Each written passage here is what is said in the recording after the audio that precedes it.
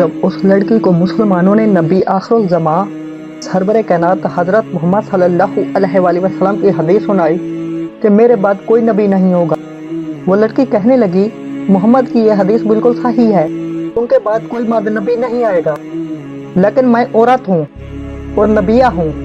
हवाज़न के कबीला बनु तमीम की सरकर्दा औरत जिसका नाम सजा बिनते हारिस तमीमा था, ईसाईयत की पैरोकार थी। लेकिन जैसे ही उसने सुना कि मुसलमानों के नबी हज़रत मोहम्मद सल्लल्लाहु अलैहि वसल्लम वफात पा गए हैं, तो उस औरत ने नबुवत का दावा कर दिया और फरमाया कि अब से मैं सारी दुनिया के लिए रहबर हूँ। सजा बिनते हारिस दजला और फरात के दरमियानी इलाके अल जजीरा की रहने वाली थी। वो आलम शबाब और अपने कबीले की सबसे खूबसूरत और बासर लड़की थी। गैर शादीशुदा होने की वजह से मर्दों की तवज्जो का मरकज थी। उसके हुस्न के मुतल्लिक मौरख लिखते हैं कि बनु तमीमियों से ज़्यादा हसीन औरत कोई मौजूद न थी और सजा की शक्ल शुबात और जिस्म की साख्त में कोई ऐसा तासुर था जो देखने वालों को मसूर कर लेता था। लेकिन उसका हुस्न उसके अंदर दिलरुबाई में था। वो जब बात करती तो उसके हाथों की हरकत, आंखों के बदलते हुए जाविये और गर्दन के खाम दूसरों का दिल मोल लेते थे।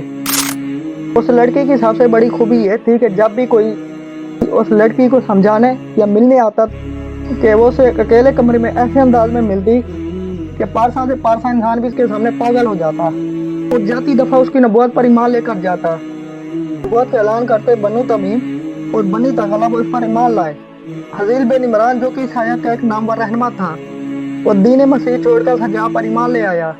उसके बाद मालिक बिन हबीरा जो कि तमीम का एक बहुत बड़ा मुसलमान सरदार था, उसने भी इस लड़की से मुतासिर होकर उसकी नबुवत का इकरार कर लिया और तर्क सलाम करके मुर्तद हो गया। इस तरह बहुत से कबाइल इस्लाम छोड़कर सजा के गर्विदा हो गए। इन दोनों बड़े सरदारों और मुख्तलिफ कबीलों के सजा पर ईमान लाने से वो मजबूत हो गई। अब उसने फैसला किया कि वो मुसलमानों से मुकद्दस मकामात छीन लेगी। दोस्तों, हकीकत में ये लड़की एक सहरा यानी जादूगरनी थी, लेकिन इसके मानने वाले मर्दों के साथ साथ औरतों की तादाद में भी इजाफा होता जा रहा था, जबकि मर्दों में इसके दिलदादा ज्यादातर हवस परस्ती थे, क्योंकि उसने अपनी उम्मतों पर 5 नमाजें तो फर्ज कर रखी थी। लेकिन शराब, सुअर का गोश्त, जिनाकारी, सूद का कारोबार, ज़कात की माफी और रिश्वत की इजाजत दे रखी। इसलिए सब हवस परस्त और जिनसी दरिंदे उसके दीन पर ईमान ले आए थे। उनमें ज्यादातर तादाद ईसाइयों की थी। सजा बिनते हारिस फसीह, बलीग और बुलंद हौसला औरत थी। उसने शादी नहीं की थी। दौलत वाले जगीर वालों और वो ताजिर जिनका माल सैकड़ों और ऊँटों पर आता जाता था उसकी रफाकत के उम्मीदवार थे, वो अपना दामन बचाए रखती। नाज़रीन, ये लड़की काहिनत थी या नहीं, अलबत्ता अपने नाज़ो अंदाज से वो जिस तरह पत्थरों को भी मूव कर लेती थी, इसे यकीनी तासर उभरता था कि वो साहिरा है। उसने अपने अंदरूनी तौर पर अपने किरदार में इब्लीसी ख्वाब पैदा कर लिए थे और वो उस मकाम पर पहुंच गई थी जहां इंसान मुकम्मल इब्लीस बन जाता है और उसमें महसूर कर लेने वाले ख्वाब पैदा हो जाते हैं। यहाँ तक कि उसने यमामा में मुसलमान कज़ाब के इलाकों पर अपना कब्जा जमा लिया। याद रहे कि ये वही मुसलमान जिसने रसूल अकरम सल्लल्लाहु अलैहि वसल्लम की हयात मुबारका में झूठी नबुवत का दावा किया था, लेकिन उसने ये नहीं कहा था कि रसूल अकरम सल्लल्लाहु अलैहि वसल्लम अल्लाह के रसूल नहीं, बल्कि उसने ये दावा किया वो रिसालत में बराबर का शरीक है और उस पर भी वही नाजिल होती है। उसने रसूल अकरम सल्लल्लाहु अलैहि वसल्लम की खिदमत अक़दस में खत लिखा था कि वो नबुवत में आपका बराबर शरीक है। मुफस्सिरीन लिखते हैं, जब ये खत रसूल अकरम सल्लल्लाहु अलैहि वसल्लम के पास पहुंचा तो आपने कासिद से कहा, अगर कासिद का कत्ल जायज होता तो मैं तुझे कत्ल कर देता।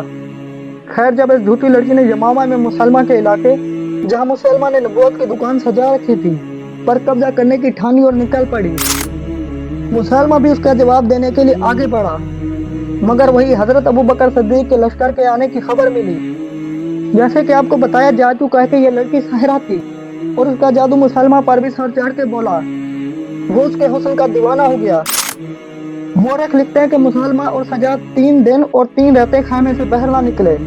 खैमे में सिर्फ खाना और शराब जाती थी।